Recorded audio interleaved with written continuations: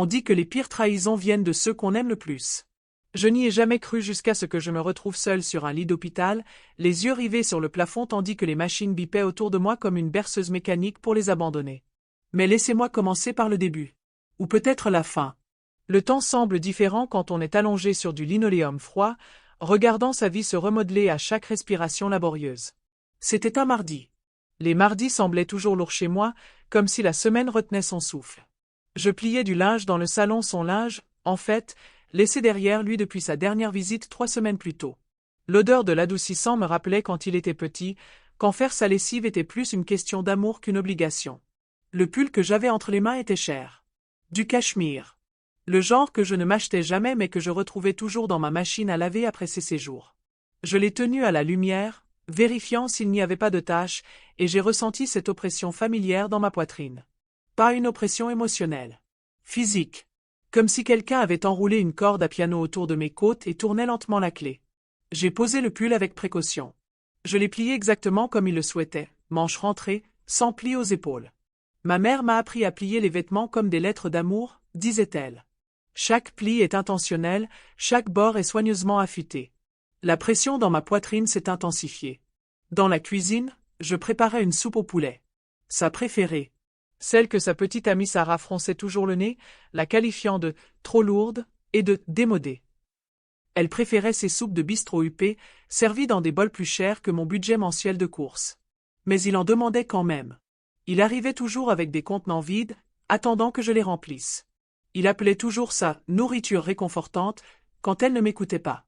Je remuais la marmite avec la cuillère en bois de ma grand-mère, celle polie par des décennies de soupes similaires, d'amour similaire, de femmes similaires qui mesuraient leur valeur à la façon dont elles nourrissaient les autres. Le poulet se défaisait au toucher, parfaitement tendre, comme il se souvenait de son enfance. La douleur dans ma poitrine devenait insistante maintenant. Pas vive, mais persistante. Comme un enfant qui tire sur votre manche quand il a besoin d'attention. Je l'ignorais. Il y avait des carottes à couper en dés, des nouilles à ajouter.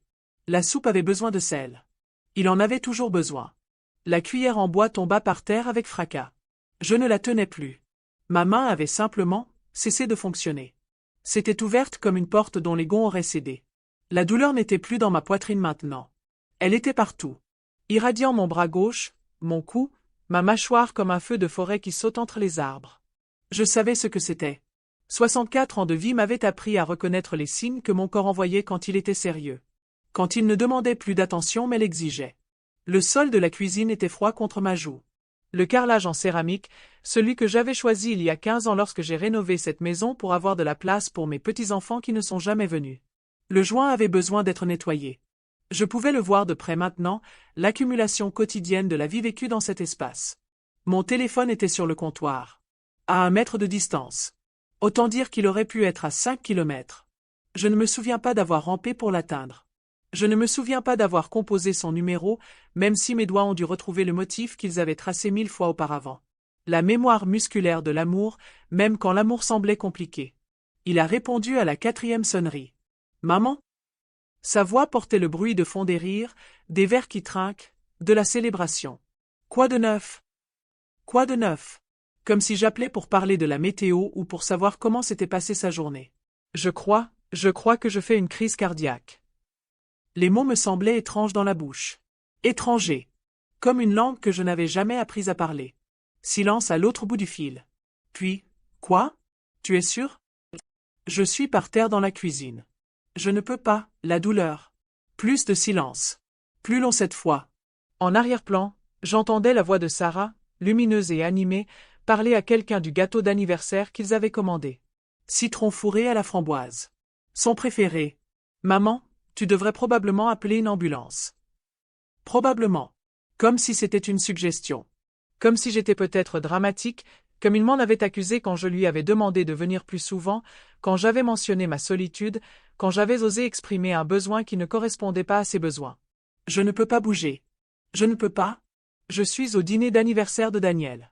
On s'apprête à faire le gâteau. Peux-tu juste appeler les secours? Ils sauront quoi faire. Appeler les secours. Comme si je lui demandais d'aller chercher du lait en rentrant au lieu de rester allongé par terre dans ma cuisine à me demander si c'était mes derniers instants. Tu viens? Les mots m'ont échappé avant que je puisse les retenir. Vulnérable. Désespéré. Tout ce que j'avais appris à ne plus être près de lui. J'essaierai d'y aller demain si je peux. Ça dépend de l'heure à laquelle on reste dehors ce soir. Demain. S'il pouvait. La ligne a été coupée. J'ai fixé l'écran du téléphone jusqu'à ce qu'il devienne noir, mon reflet me fixant à travers la vitre sombre. 64 ans, allongé sur le sol de la cuisine, je regardais mon visage se déformer sur l'écran tandis que mon fils donnait la priorité au gâteau d'anniversaire plutôt qu'à mon cœur potentiellement mourant. Le téléphone a sonné à nouveau. Pendant un instant, l'espoir a vacillé. Peut-être avait-il compris. Peut-être appelait-il pour dire qu'il arrivait, qu'il était désolé, qu'il avait fait le mauvais choix. Mais ce n'était pas lui. C'était un système automatisé. D'une manière ou d'une autre, l'appel avait déclenché les secours. La voix d'un répartiteur, professionnelle et bienveillante, me posait des questions auxquelles j'ai répondu en serrant les dents. Les secours arrivent. Restez en ligne avec moi. Restez en ligne. Comme si j'avais un autre endroit où aller. Les ambulanciers ont des mains douces. Je l'ai appris en me soulevant du sol de ma cuisine, en vérifiant mes constantes, en me chargeant dans une ambulance qui sentait l'antiseptique et les urgences des autres. Quelqu'un vous attend à l'hôpital, a demandé l'ambulancier en ajustant le masque à oxygène sur mon visage. Je secouai la tête. Il parut perplexe. Famille? Amis? On peut appeler quelqu'un pour toi. Je fermai les yeux. La sirène hurla au-dessus de nous, pressante et insistante, le son de mon corps réclamant enfin l'attention qu'il méritait. Non, murmurai-je dans le masque. Il n'y a personne à appeler. Les urgences sont des théâtres de drames humains. Tout autour de moi, des familles agglutinées autour de brancards, des épouses tenant la main de leur mari, des enfants arpentant les salles d'attente, l'amour rendu visible par la présence. J'étais seul dans mon lit-7, observant le moniteur cardiaque suivre le rythme de mon cœur encore battant tandis que les infirmières se déplaçaient efficacement autour de moi. Elles posaient la même question à plusieurs reprises, « Quelqu'un vient vous chercher ?» À chaque fois, je secouais la tête. Ce n'était pas tout à fait vrai. Quelqu'un aurait pu venir. Mon fils aurait pu quitter le dîner d'anniversaire. Sarah aurait pu comprendre. Ils auraient pu choisir différemment. Mais ils ne l'ont pas fait. Et ce choix, cette priorité donnée à la fête plutôt qu'à la crise, à la commodité plutôt qu'à l'engagement m'a tout dit sur ma place dans leur vie. Les hôpitaux donnent le temps de réfléchir. Trop de temps. Allongé dans ce lit étroit, attaché à des machines, je me suis retrouvé à fouiller dans mes souvenirs comme un archéologue dévoilant les strates d'une cité antique.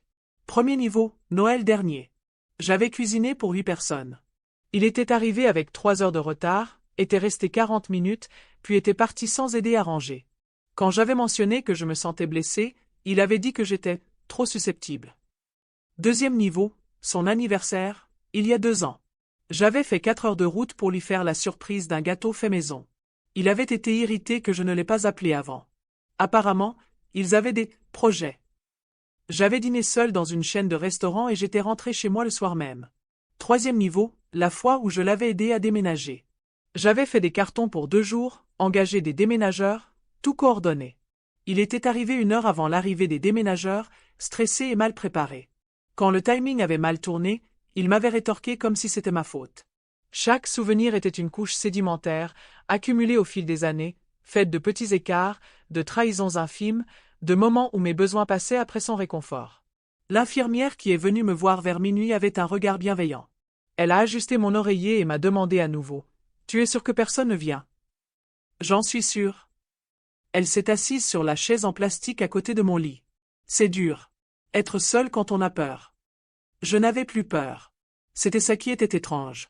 Allongé dans le noir, écoutant les bruits nocturnes de l'hôpital, j'ai ressenti quelque chose que je n'avais pas ressenti depuis des années, la lucidité. J'ai élevé un fils, lui ai-je dit. Je lui ai appris à lasser ses chaussures, je l'ai aidé à faire ses devoirs, je l'ai conduit à son entraînement de foot. J'étais là pour chaque fièvre, chaque chagrin, chaque fois qu'il avait besoin de quelque chose. Elle a hoché la tête, attendant. Quand il avait 25 ans et qu'il ne pouvait pas payer son loyer, je l'ai payé. Quand il avait 30 ans et que sa voiture est tombée en panne, j'ai cosigné le prêt. Quand sa dernière relation s'est terminée, je me suis assise à ses côtés pendant qu'il pleurait et je lui ai dit qu'il méritait mieux. Ces mots semblaient importants dans l'obscurité, comme des prières ou un témoignage. J'étais présente, ai-je continué. À chaque fois. Pendant 37 ans, j'étais présente. Et ce soir? Ce soir, j'ai appris que la présence n'est pas toujours réciproque. Au matin, ils avaient confirmé qu'il ne s'agissait pas d'une crise cardiaque. Un accident cardiaque, comme ils l'appelaient. lié au stress. Mon cœur essayait de me dire quelque chose, et j'avais enfin appris à l'écouter. Mais allongé dans ce lit d'hôpital, j'avais dressé un autre genre de liste. Pas une liste de courses ou de choses à faire, mais une liste de vie. Une liste de ce qui va se passer ensuite. Appeler mon avocat au sujet du projet de loi, annuler les virements automatiques sur son compte, changer mon contact d'urgence, récupérer le double de la clé, arrêter de chercher des excuses pour les choix des autres, cette liste me semblait être une forme de liberté. Comme le premier souffle après l'avoir retenu sous l'eau. Ils m'ont libéré l'après-midi suivant. Personne n'est venu me chercher. J'ai appelé un taxi et je suis rentré chez moi en silence, regardant des rues familières défiler devant la fenêtre comme des scènes de la vie de quelqu'un d'autre. Ma maison semblait différente en entrant. Non seulement silencieuse, elle l'avait toujours été, mais spacieuse. Comme si je la voyais clairement pour la première fois depuis des années. Dans la cuisine, la soupe avait coagulé dans la marmite. Le bol que j'utilisais gisait brisé sur le sol, des morceaux de céramique éparpillés comme les vestiges de bonnes intentions. La cuillère en bois reposait à proximité, innocente et ordinaire. Je suis resté là un long moment, à contempler le désordre. Puis j'ai pris le balai et la pelle et j'ai tout nettoyé. Non pas parce que quelqu'un venait. Non pas parce que c'était attendu. Mais parce que je méritais de vivre dans un espace propre. La première chose que j'ai faite a été d'appeler mon avocate. Margaret s'était occupée de mes affaires pendant 15 ans, avait rédigé mon testament lorsque j'étais encore marié, l'avait mis à jour après le divorce, puis l'avait modifié à nouveau lorsque mon fils a obtenu son diplôme universitaire. Je veux faire des changements, lui ai-je dit. Bien sûr. Quel genre de changement? Tout. Le deuxième appel était destiné à la banque. Je transférais 5 cents par mois sur son compte depuis 3 ans. Argent d'urgence. Avais-je appelé cela, même si cela semblait servir à financer beaucoup de dépenses non urgentes. Des dîners au restaurant, des week-ends, des vêtements qui coûtaient plus cher que mon budget course mensuel. Je voudrais annuler tous les virements automatiques, ai-je dit au banquier. Pour une raison particulière? Je n'en ai pas besoin. Le troisième appel était destiné à mon opérateur téléphonique. Je l'ai retiré de mon compte, j'ai changé mon nom de contact d'urgence, de son nom au mien, j'ai mis à jour mon mot de passe. Des petits gestes, mais qui ressemblaient à une forme de reconnaissance. Il est arrivé 2 jours plus tard avec des roses. Des roses, celles qu'on achète au supermarché quand on se rend compte qu'on a oublié quelque chose d'important. Je l'ai observé par la vitre lorsqu'il est sorti de sa voiture, je l'ai vu s'entraîner à dessiner son expression dans le rétroviseur. Le sourire qu'il pensait que je voulais voir. Quand j'ai ouvert la portière, il était prêt pour sa performance. Maman. Mon Dieu, je suis vraiment désolé pour l'autre soir. Le cousin de Sarah était en visite et Daniel voulait vraiment qu'on reste jusqu'au bout. Tu sais comment c'est avec les obligations familiales. Obligations familiales. L'ironie était tranchante. Tu te sens mieux? Tu as l'air fatigué. Tu devrais peut-être te reposer davantage. Le stress peut vraiment nuire à la santé, tu sais. Il parlait vite, remplissant le silence d'explications qui n'expliquaient rien. Les roses pendaient mollement dans sa main, encore emballées dans du plastique. Je peux entrer? J'ai apporté des fleurs. Je l'ai regardé debout sur mon porche, cet homme que j'avais élevé, cette personne qui portait mes gènes, mes espoirs et apparemment aucune de mes valeurs, et j'ai ressenti un étrange calme. Je n'accepte pas de visite en ce moment. Quoi? Maman, ne dramatise pas. Je suis là, n'est-ce pas? Dramatique. Le mot qu'il utilisait chaque fois que j'exprimais des émotions gênantes. Chaque fois que j'osais vouloir quelque chose qui ne correspondait pas à son emploi du temps. Tu es là maintenant, ai-je acquiescé. Mais tu n'étais pas là quand j'avais besoin de toi. Ce n'est pas juste. Je lui ai expliqué pour le dîner. Ce n'est pas comme si je savais que tu allais avoir quoi que ce soit. Un problème cardiaque. Pendant que je préparais ta soupe préférée. Quelque chose a traversé son visage. De la culpabilité, peut-être. Ou de l'irritation à se rappeler des détails qui compliquaient son récit. Écoute, je suis désolé que tu aies eu peur. Mais tu vas bien maintenant, n'est-ce pas? Tout s'est bien arrangé. Tout s'est bien arrangé. Comme si ma crise cardiaque n'était qu'un léger désagrément qui s'était résolu sans son intervention. J'ai besoin que tu partes maintenant. Quoi? Maman, allez. Ne sois pas comme ça. Comme quoi? Difficile. On est une famille. Les familles se pardonnent. Les familles sont aussi là les unes pour les autres, pensais-je. Mais je ne le dis pas. Au lieu de cela, je reculai et commençai à fermer la porte. Attends, cria-t-il. Quand est-ce que je peux te voir? Quand est-ce que tu arrêteras d'être en colère? Je marquai une pause, la porte à moitié fermée entre nous. Quand je crois que je compte plus que ton confort. Sarah est arrivée le lendemain. Elle est arrivée avec une stratégie différente, pas de fleurs, pas d'excuses, mais une indignation vertueuse enveloppée d'inquiétude. Je m'inquiète pour toi, a-t-elle dit quand j'ai ouvert la porte. Couper les ponts avec ton propre fils comme ça. Ce n'est pas sain. Pas sain. Venant de quelqu'un qui avait passé 3 ans à faire des commentaires désobligeants sur ma cuisine, ma maison, mes choix de vie. Il est dévasté, a-t-elle poursuivi. Tout ça à cause d'un mauvais moment. Les familles sont censées rester unies. On l'est, ai-je dit. C'est exactement le problème. Je ne comprends pas. Je sais. Elle a essayé une autre approche. D'une voix douce, un langage de thérapeute qu'elle avait probablement appris grâce à des podcasts de développement personnel. Je pense que tu t'attaches à ton traumatisme avec cette expérience à l'hôpital. Tu l'amplifies plus que nécessaire. Il se sent mal à propos du timing, mais tu dois comprendre. J'ai fermé la porte. À travers la vitre, je pouvais entendre sa voix s'élever, la façade prudente se fissurer. Des mots comme ingrat, manipulateur et déchirer la famille pour rien. Rien. Mon problème cardiaque n'était rien. Ma peur n'était rien. Mon besoin que les gens que j'aimais fassent passer mon urgence avant le gâteau d'anniversaire n'était rien. Je suis allé à la cuisine me préparer du thé. De la camomille au miel. Le genre de petit réconfort que j'avais appris à me procurer. Ils ont appelé. Ils ont envoyé des SMS. Ils ont laissé des messages vocaux. Chaque message était un chef-d'œuvre de non-excuses, une défense soigneusement construite qui parvenait à reconnaître ma douleur tout en les absolvant de toute responsabilité. Maman, je suis très désolée que tu sois bouleversée. Je n'ai jamais voulu que tu te sentes abandonnée. On pourra peut-être en parler quand tu seras plus rationnelle. Tu vas vraiment gâcher toute notre relation pour un malentendu? Ça me semble extrême. Sarah pense que tu es en train de faire une dépression nerveuse. Tu devrais peut-être en parler à un professionnel. Je ne comprends pas pourquoi tu me punis pour quelque chose qui n'était même pas de ma faute. J'étais un bon petit ami. N'est-ce pas ce que tu m'as toujours appris, honorer mes engagements? Personne n'a dit une seule fois, désolé de ne pas être venu. Personne n'a admis que choisir un gâteau d'anniversaire plutôt que l'accident cardiaque de leur mère était peut-être une erreur.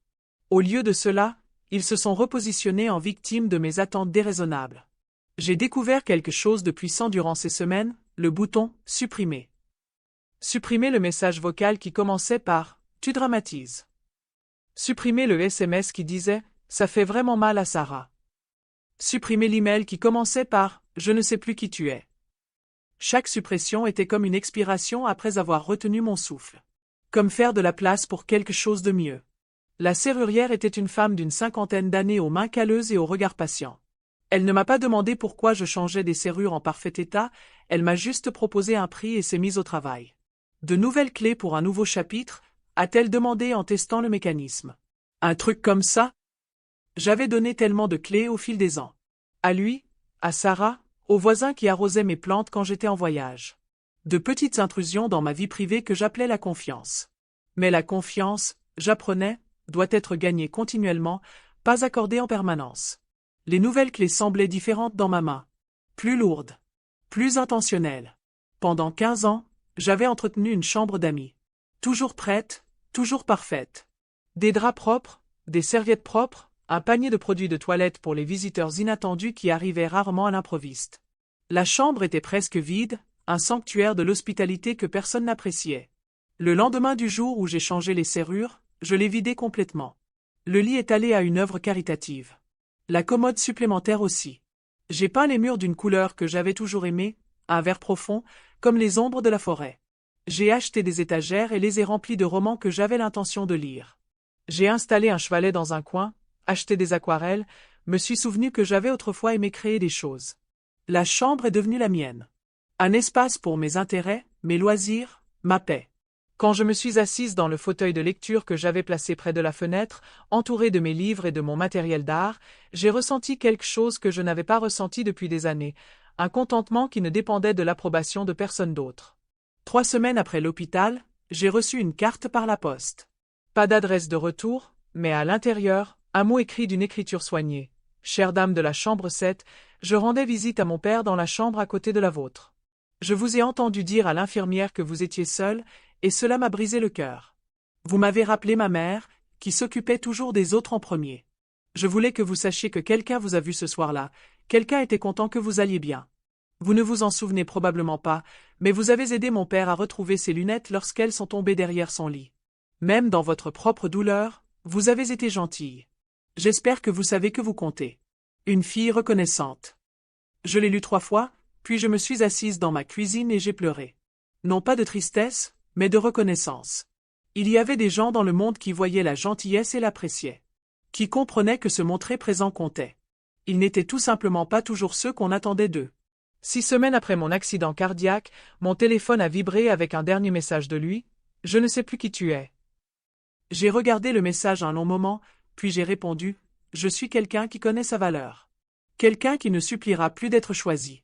Quelqu'un qui comprend enfin la différence entre être aimé et être commode. » J'ai appuyé sur envoyer, puis j'ai bloqué son numéro. Pour la première fois depuis des années, le silence semblait paisible au lieu d'être solitaire. Il pleut pendant que j'écris ces lignes. Le genre de pluie régulière et déterminée qui lave le monde et donne à tout un parfum de possibilités. Je suis assise dans mon fauteuil de lecture avec une tasse de thé, regardant l'eau couler par les fenêtres, et je sens que quelque chose que j'avais oublié était possible, la paix avec ma propre compagnie. La maison est silencieuse, mais elle n'est pas vide. Elle est remplie de mes choix, de mes centres d'intérêt, de ma paix soigneusement organisée. Les étagères contiennent des histoires que je veux lire. La cuisine contient des plats que j'apprécie vraiment. Les murs sont peints de couleurs qui me rendent heureuse. Je suis suffisante pour remplir cet espace.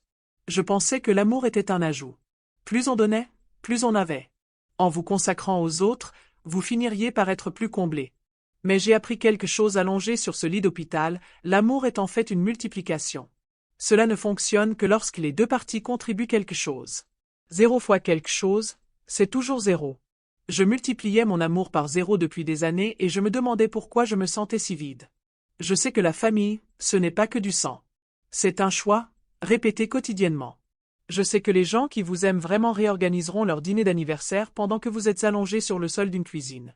Je sais que, vous dramatisez, est ce que les gens disent quand vos émotions les dérangent. Je sais qu'être présent compte plus que des fleurs livrées en retard. Je sais que j'ai élevé un fils qui a appris à prendre ma présence pour acquise parce que je ne lui ai jamais appris qu'elle pouvait être retirée.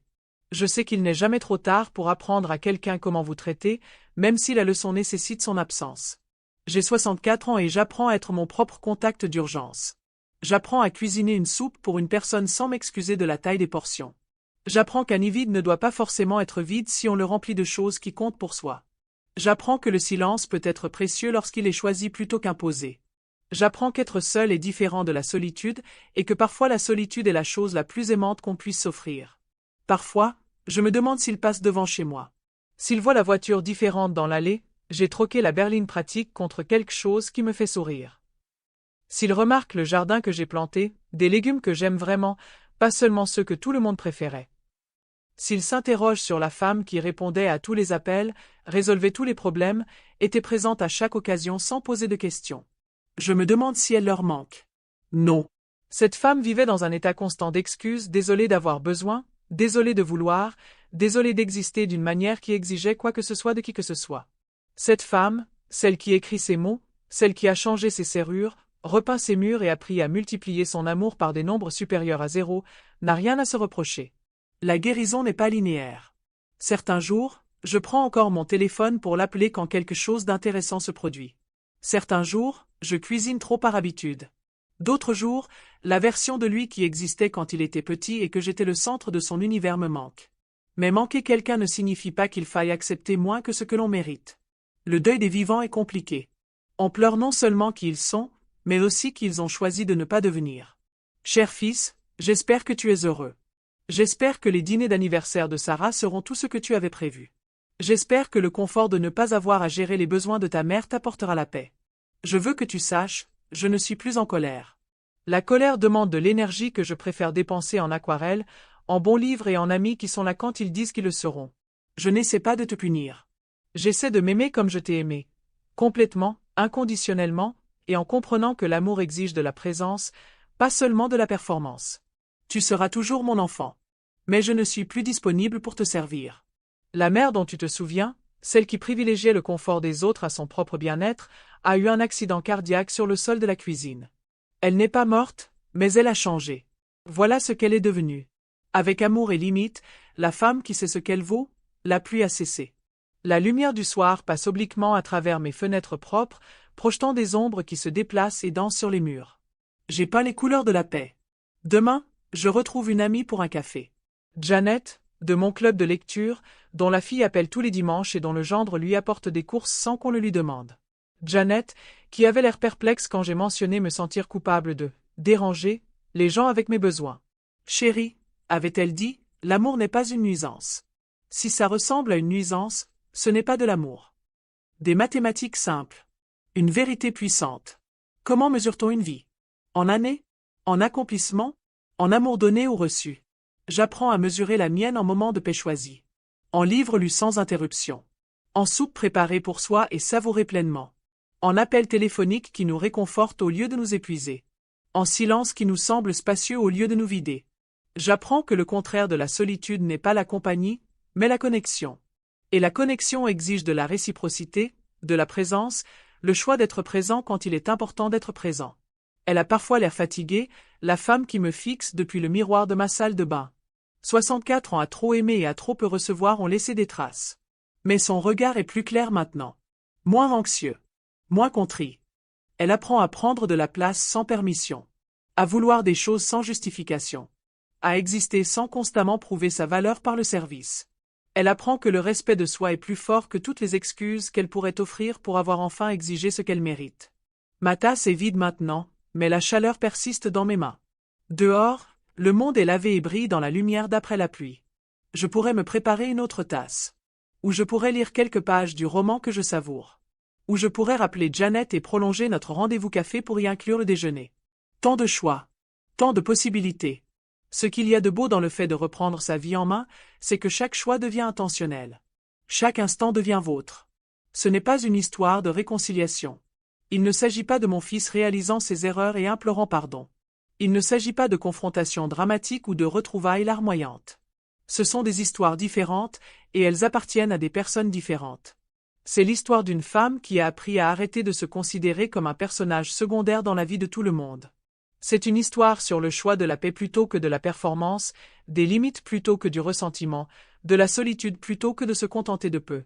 C'est une histoire sur l'acte radical de croire que l'on mérite le même amour que l'on donne. À l'hôpital, branché à des machines, j'écoutais mon cœur battre sur le moniteur. Régulier, persistant, obstiné dans son refus de s'arrêter malgré le stress que je portais. Maintenant, dans le calme de ma maison reconquise, je peux encore l'entendre.